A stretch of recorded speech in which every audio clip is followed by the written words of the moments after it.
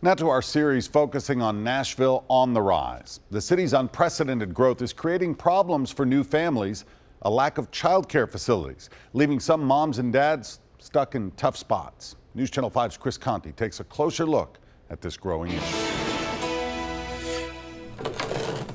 The biggest of problems starts with the littlest of people in a very unlikely place. It just is really a hurdle, and it's an economic hurdle. Cindy Lee Ligon runs McKendree Daycare downtown. They're at capacity, have been for years. Whenever a family calls who may be expecting a newborn, she says this. I have to deliver the bad news that for a spot here in our program, it's going to be 18 months to 2 years. Some call it a child care crisis. Others call it a child care shortage. And it's only getting worse as the city continues to grow. Part of the problem is simply supply and demand. There just aren't enough child care facilities to meet the number of kids who need them.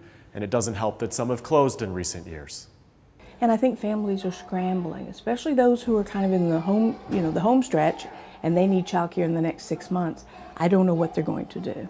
I think it causes extra stress. Tracy Alcock and her husband Ryan are expecting next year. She's been on multiple daycare waiting lists for a year now, and she hasn't even had her baby yet. This really affects people whose parents don't live here.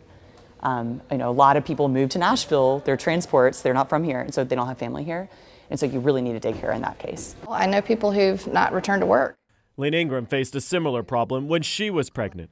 She believes more companies need to include daycare facilities in their blueprints as they move downtown.